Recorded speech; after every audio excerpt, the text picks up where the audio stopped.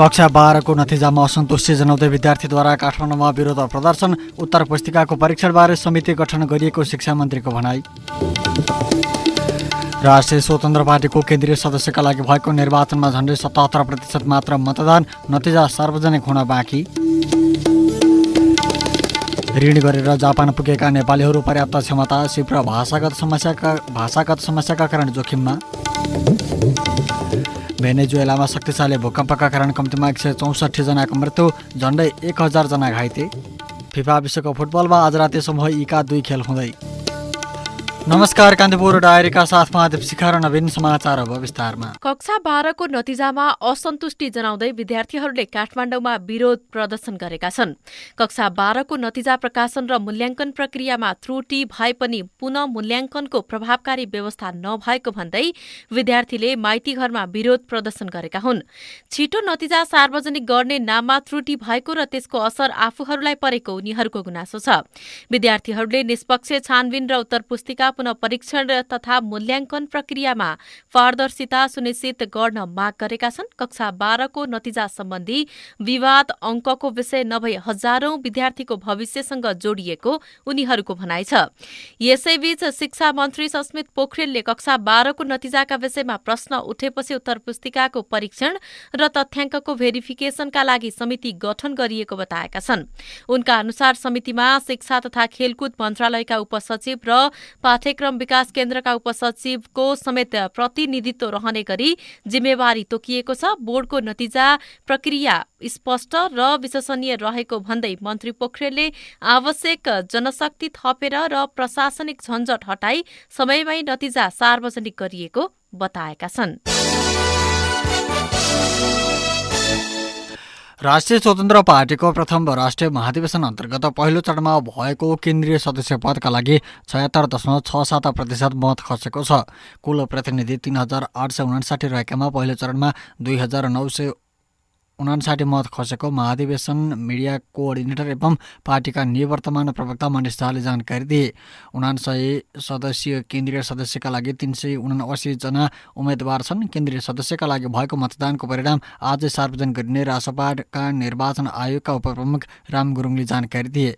दोस्रो चरणमा हुने पदाधिकारीको निर्वाचनको प्रक्रिया सुरु हुन बाँकी छ। पदाधिकारी चयनका लागि राति 9:15 बजेदेखि 3 घण्टासम्म मतदान हुनेछ। पार्टीको केन्द्रीय निर्वाचन आयोगले सार्वजनिक गरेको 5औं संशोधित निर्वाचन कार्यतालिका अनुसार पदाधिकारी निर्वाचनको सम्पूर्ण प्रक्रिया रातभरमा सकिनेछ। राति 1:30 बजे मत परिणाम घोषणा गर्ने कार्यतालिका छ। कान्तिपुर डायरीमा अब कान्तिपुर सविस्तारको पालो। कान्तिपुर सविस्तार। नेपालीहरूको उच्च शिक्षाको गन्तव्य मध्येको एक प्रमुख देश जापानमा मानिसहरू दबावका कारण आत्महत्याका घटना बढ्न थालेका छन्। महँगो ब्याजमा ऋण गरेर जापान पुगेकाहरू पर्याप्त क्षमता, सिप र भाषागत समस्याका कारण जोखिममा परेका छन्। विद्यार्थी भिसामा जानेहरू पछिल्लो पटक श्रमिकका रूपमा काम गर्न थालेपछि यो समस्या थप बढेको छ। थप जानकारी सहित कान्तिपुर कर्मी होम कार्कीले तयार पारेको एक सामग्री। जापानमा 10 महिना यता 67 जना नेपालीको मृत्यु भएको छ। त्यसमा 25 जनाले आत्महत्या गरेका छन्, जसमा अधिकांश विद्यार्थी भिसामा काम गर्न गएकाहरू छन्। परराष्ट्र मन्त्रालयका अनुसार गत श्रावणदेखि जेठ 18 सम्ममा 67 जना नेपालीको ज्यान गएको हो। बिरामी भएर मृत्यु हुनेको संख्या कम छ। कतिपय मृत्युको कागजातमा कारण खुलाइएको छ, तर धेरै जसोमा पत्ता नलागेको भनेर भनिएको छ। जापानका लागि कार्यवाहक राजदूत हरिहरकान्त पौडेलले पछिल्लो समयमा मृत्युका घटना बढेपछि सब व्यवस्थापन निकै जटिल बनेको बताए। उनले भने कतिपय परिवारका सदस्यले यहाँ नै अन्तिम संस्कार गर्ने गरेका छन्। कतिपय केसमा अन्तिम संस्कार भइसकेको पछि आफन्तले दूतावासलाई जानकारी पनि दिने गरेको छैन। जापानबाट नेपालमा शव ल्याउनका लागि झन्डै 12 लाख रुपियाँ लाग्ने गरेको छ। शैक्षिक संस्थाहरूले विद्यार्थी भिसामा आएका विद्यार्थीको शवलाई नेपाल पठाउन लाग्ने खर्च समेत बेहोर्ने गरेका छैनन्। त्यस्ता शैक्षिक संस्थाहरू दूतावासको सम्पर्कमा आउने गरेको छैन। पछिल्लो समय जापानमा विद्यार्थी भिसामा भाषा पढ्न भन्दै काम गर्न जान थालेको पाइएको छ। यसरी गएका विद्यार्थी भिसामा जानेलाई वैदेशिक रोजगार विभागबाट श्रम स्वीकृति लिनुपर्ने व्यवस्था छैन। श्रम स्वीकृति नलिएको श्रमिकको मृत्यु भएकाको शव ल्याउन वा व्यवस्थापन गर्न वैदेशिक रोजगार बोर्डले खर्च दिने गरेको छैन। मृत्यु वा आत्महत्या भएका नेपालीहरू विशेष गरी निर्माण क्षेत्र, नेपालीबाट सञ्चालित होटल तथा रेस्टुरेन्ट, सप्लाई कम्पनीमा कार्यरत छन्। जापानमा नेपालीबाट सञ्चालित होटल रेस्टुरेन्टको सङ्ख्या करिब 6000 छ। रेस्टुरेन्ट सञ्चालकले श्रमिकको स्वास्थ्य बिमा र सामाजिक सुरक्षा रकम भुक्तानी तिर्ने गरेका छैनन्। नेपालका शैक्षिक परामर्शदाता कन्सल्टेन्सीले विभिन्न प्रलोभन देखाएर चर्को शुल्क लिएर पठाइरहेका छन्। जापान सरकारको अभिलेख अनुसार सन् 2025सम्म 1,16,000 जना विद्यार्थी जापानमा छन्। यो सङ्ख्या चीनपछि नेपाली दोस्रो स्थानमा पर्छ। अहिले जापानमा रहेको आप्रवासीको सूचीमा नेपालको सङ्ख्या 5औँमा छ। जापानमा कुल नेपालीको सङ्ख्या 3,992 जना रहेका छन्, जसमा स्थायी आवासीय परिचय पत्र लिने नेपालीको सङ्ख्या 9,908 जना रहेका छन्। गैर आवासीय नेपालीसँग जापानका अनुसार उच्च ब्याजमा ऋण काटेर जापान पुगेका नेपाली विद्यार्थी मानसिक दबावमा फँसेका छन्। एनआरएनई जापानका सचिव सचिन अरियालले भने जापान महँगो भएकाले कोठा भाडा, खानपिन र ट्युसन शुल्क धान्न 28 घण्टाको कमाइले पुग्दैन। नेपालको ऋण तिर्न परिवारले पैसा माग्दा मानसिक तनाव हुन्छ। विद्यार्थी भिसाबाट श्रम भिसा लिन एकदमै कठिन छ, जसले गर्दा आत्महत्या बढ्न थालेको देखिन्छ। काम नपाउनेले त झन् नेपालबाटै पैसा मगाएर खर्च चलाउनु पर्छ।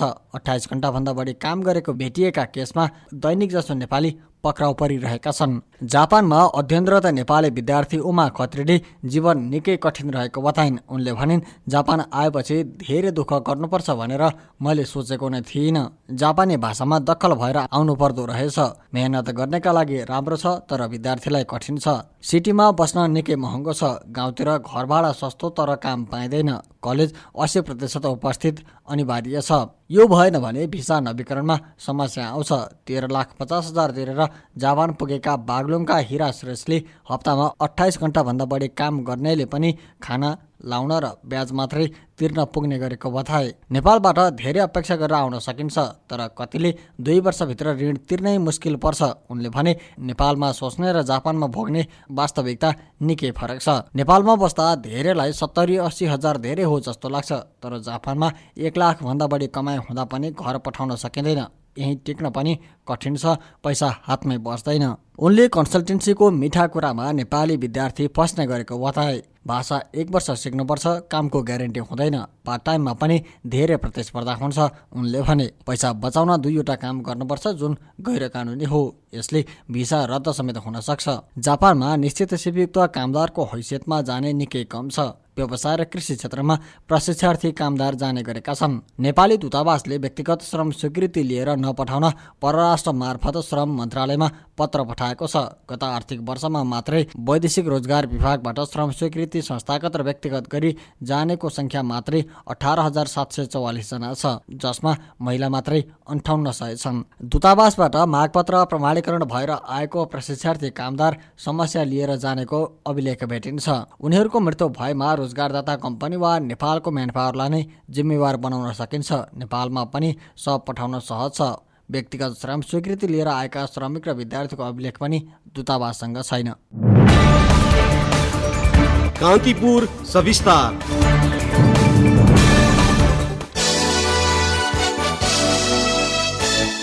लुम्बिनी प्रदेश सभाको बैठक अनिश्चितकालका लागि स्थगित भएको छ। सोमबार बसेपछि लगातार स्थगित हुँदै आएको बैठक सभामुख तुलाराम घरते मगरको निर्देशन अनुसार अर्को सूचना जारी नभएसम्मका लागि स्थगित गरिएको हो। बैठक अनिश्चितकालका लागि स्थगित भएपछि प्रदेश सरकारले आगामी आर्थिक वर्षका लागि असार 1 मा प्रस्तुत गरेको बजेटमाथिको छलफल नै अन्यलमा परेको छ। सरकारले आगामी आर्थिक वर्षका लागि 37 अर्ब 38 करोड 45 लाख रुपियाँको बजेट प्रस्तुत गरेको थियो। बजेटमाथिको छलफलका लागि गत सोमबारका लागि बैठक आह्वान गरिएको थियो, तर प्रदेशसभा सदस्यले बजेट सम्बन्धी रातो किताब नपाएको र बजेट अध्ययन गर्न नपाएको भन्दै बैठक स्थगित गर्न माग गरेका थिए। त्यसपछि बैठक मङ्गलबारका लागि आह्वान गरिएको थियो। विनियोजन विधेयकमा बुधबारदेखि छलफल गर्ने कार्यसूची तय भए पनि सरकारले प्रस्तुत गरेको आगामी आर्थिक वर्षको बजेटमा सत्ता पक्षका अधिकांश प्रदेशसभा सदस्यहरूले आपत्ति जनाएपछि बैठक बस्न नसकेको हो। कर्णाली सरकारले आगामी आर्थिक वर्ष 2083-84 का लागि ल्याएको बजेटमा गम्भीर कमजोरी रहेको भन्दै प्रमुख प्रतिपक्षी दल नेकपाले प्रदेशसभाको बैठक अवरुद्ध गरेको छ।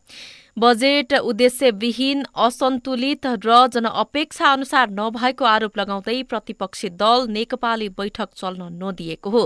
प्रदेशसभाको बैठकमा नेकपा संसदीय दलका नेता मंगलबहादुर शाहीले सरकारले प्रतिपक्षका सुझाव र असहमति बेवास्ता गर्दै बहुमतको आडमा बजेट पारित गर्न खोजेको आरोप लगाए।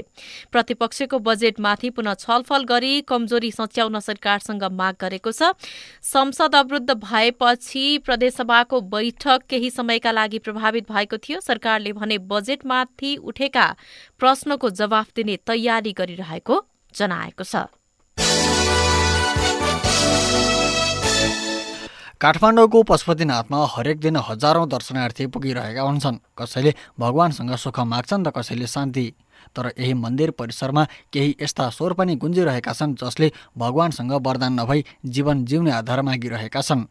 आँखाले संसार देख्न नसके भने सङ्घर्षको बाटो छाम्दै उनीहरू भजनको लयमा आफ्नो जीविका चलाउन सहयोग खोजिरहेका छन्। कान्तिपुर कर्मी कृपाल गौतमले तयार पारेको सामग्री। आराध्य देव पशुपतिनाथ मन्दिर परिसर। यहाँ हरेक दिन हजारौं मानिस श्रद्धा भक्तिपूर्वक दर्शनका लागि आउँछन्। हिन्दू धर्मको एक प्रमुख तीर्थस्थल पशुपतिनाथमा कतिपय मानिसहरू संस्कृति र यहाँको कलाको अवलोकन गर्न समेत आउँछन्। कोही शान्ति खोज्न आउँछन्। यही भिडमा एउटा यस्तो समूह छ जो हरेक दिन पशुपति मन्दिर धाउँछन्। तर उनीहरूको उद्देश्य फरक हुन्छ। उनीहरू यहाँ धर्म कर्म भन्दा पनि जीविकोपार्जनका लागि आउँछन्। कोही सेतो लट्ठी टेक्दै, कोही साथीको काँध समात्दै त कोही आवाज पछ्याउँदै। स्पिकर, मादल, झ्याली लिएर आउने उनीहरू पशुपति मन्दिर परिसरको एक कुनामा बस्छन् र सुरु गर्छन् भजन कीर्तन र गीत सङ्गीत।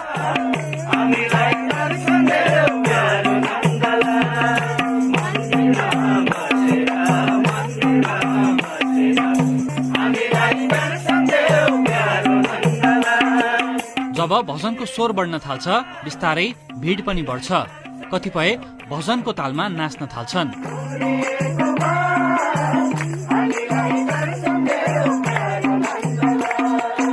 यो भजन गायन भक्ति मात्र होइन, उनीहरूको जीविका पनि हो। भजन गाइरहेका उनीहरू दृष्टिविहीन हुन्, आँखाले देख्दैनन्, तर मिठो आवाजले सबैलाई आफूतिर खिच्छन्।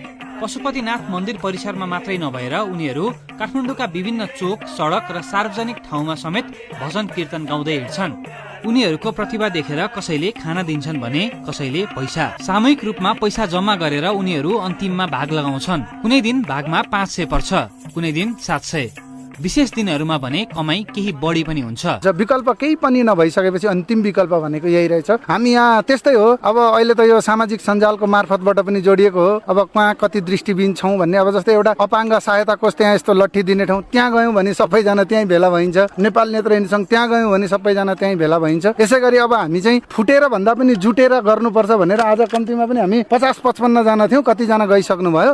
हिजो हामी 90-95 जना थियौँ। यसै गरी अब हामी कलेक्सन गर्ने, दिएको रकमहरू एकै ठाउँमा कलेक्सन गर्ने, कुनै थोरै पार्सियल साथीहरू पनि हुनुहुन्छ। अनि यो सबैलाई बराबरी भाग लगाएर बाँडेर लगेर कोठा भाडा तिर्ने, यसैले दैनिकी जीवन गुजारा चलिरहेको छ।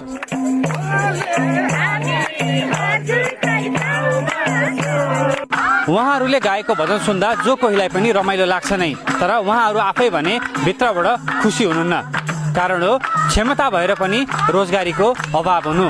यही भिडमा हुनुहुन्छ जुम्लाकी अमृता थापा। 5 वर्षको उमेरमा संक्रमणको कारण उहाँको आँखा पाक्यो। समयमै उपचारको अभावमा दृष्टि गुम्यो। उहाँले सदरमुकामदेखि एक दिन टाढा पर्ने सिजा नराकोटमा ब्रेल लिपिमा 10 कक्षासम्म अध्ययन गर्नुभयो।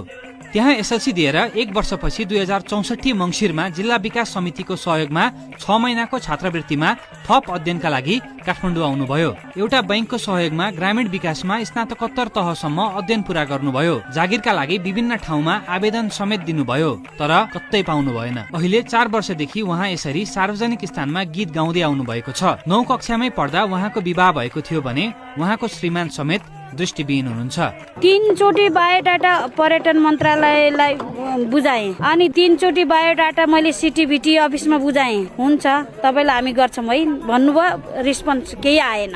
नआएपछि के गर्ने त? अब सडकमा बसेर भजन गीत गाएर आफ्नो छोरी आफू पालिनु परेन? भोग लाग्छ नि हामीलाई पनि।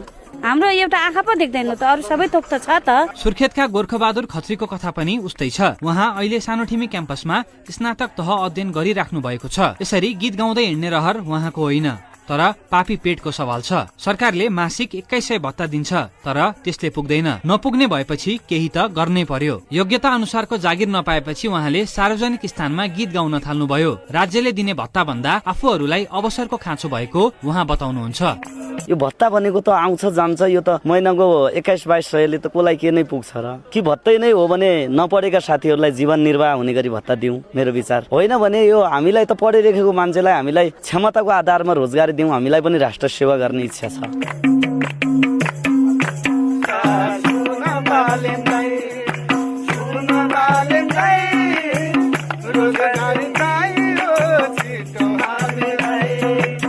गीत गाउँदै गरेकाहरूको यो हुलमा सबैको बेग्लै बेग्लै पीडा छ। सार्वजनिक स्थानमा गीत गाउन पनि कहाँ सजिलो छ र? कतै गाउँदा गाउँदै उनीहरू लखेटिन्छन्, कतै नगर प्रहरीले धरपकड गरेर गाडीमा हाल्छ। आँखा त उनीहरूले नदेख्ने हुन्, तर सरकारले पनि उनीहरूको समस्यालाई देखेको छैन। दृष्टि गुमाएका यी नागरिकले जीवनभर अवसर खोजिरहे, तर राज्यको नजर अझै उनीहरूसम्म पुगेको छैन। हरेक दिन भजन गाउँदै हिँड्ने उनीहरूलाई सधैँ सहानुभूति मात्र दिने कि आफ्नो क्षमता प्रमाणित गर्ने अवसर पनि दिने?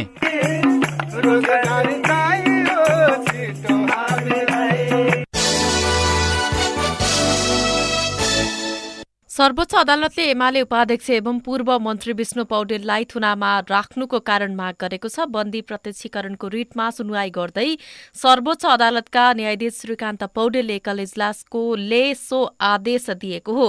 सम्पत्ति शुद्धिकरण सम्बन्धी कसुरको अनुसन्धानका लागि उपाध्यक्ष पौडेललाई गत असार 8 गते सुर्खेतबाट पक्राउ गरिएको थियो। गैर कानूनी रूपमा थुनामा राखिएको दावी गर्दै पौडेलकी पत्नी दोमाया पौडेलले सर्वोच्चमा बन्दी प्रत्यक्षीकरणको रिट दायर गरेकी थिइन्। रिटमा उनले पक्राउ प्रक्रिया गैर कानूनी रहेको उल्लेख गर्दै तत्काल रिहाईको माग गरेकी छिन्। कान्तिपुर डायरीमा अब आर्थिक प्रसङ्ग। बाढीले क्षति गरेको बिपी राजमार्ग मध्ये असारदेखि सवारी साधन सञ्चालनमा ल्याइने भएको छ। धेरै स्थानमा ग्राभेल तहसम्मको काम र केही ठाउँमा बर्खाका लागि ठुला ढुङ्गा राखेर सडक तयार गरी सवारी सञ्चालन गर्न लागि हो। रोसे खोलामा भने हाल डाइभर्सन बनाएर सवारी चलाइएको छ। बाढीले डाइभर्सन बगाउने र पुनः अस्थायी रूपमा बनाएर सवारी साधन चलाउने गरिएको छ। बर्खालाई दृष्टिगत गर्दै बनिरहेको नयाँ ट्र्याकबाट मध्य असारदेखि सवारी चलाउने गरी तयारी गरिरहेको सडक डिभिजन कार्यालय भक्तपुरका प्रमुख सुमन योगेशले जानकारी दिए। राजमार्ग अन्तर्गत भकुण्ड बेसीदेखि नेपालथोकसम्म 2081 साल असोजमा आएको बाढीले 30.5 किलोमिटर क्षेत्रमा क्षति पुर्याएको थियो।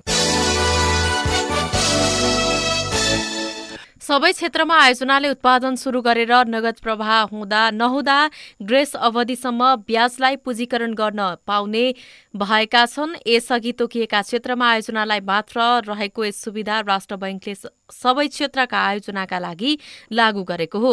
राष्ट्र बैंकले परिपत्र गर्दै सो निर्देशन दिएको हो। यसअघि तोकिएका क्षेत्रका आयोजनाहरूमा प्रवाह भएको कर्जाको हकमा मात्र ग्रेस अवधिमा पाकेको ब्याज पुँजीकरण गर्न पाइने व्यवस्था थियो।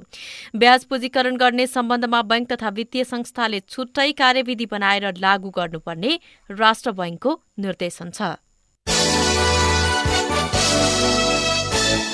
कान्तिपुर डायरीमा अब अन्तर्राष्ट्रिय प्रसङ्ग। भेनेजुएलामा लगातार आएका 2 शक्तिशाली भूकम्पका कारण कम्तीमा 164 जनाको मृत्यु भएको छ। कार्यवाहक राष्ट्रपति डेल्सी रोड्रिगेजका अनुसार कम्तीमा 971 जना घाइते भएका छन्। राजधानी काराकासमा उद्धारकर्मी भत्किएका भवनको भग्नावशेषमा खोज तथा उद्धार कार्यमा जुटिरहेको अन्तर्राष्ट्रिय सञ्चार माध्यमले जनाएका छन्। केही स्थानमा भग्नावशेषभित्र फँसेका मानिस सहायताका लागि चिच्याइरहेका आवाजहरू सुनिएको उद्धारकर्मीहरूले बताएका छन्। क्षतिको पूर्ण विवरण आउन बाँकी छ।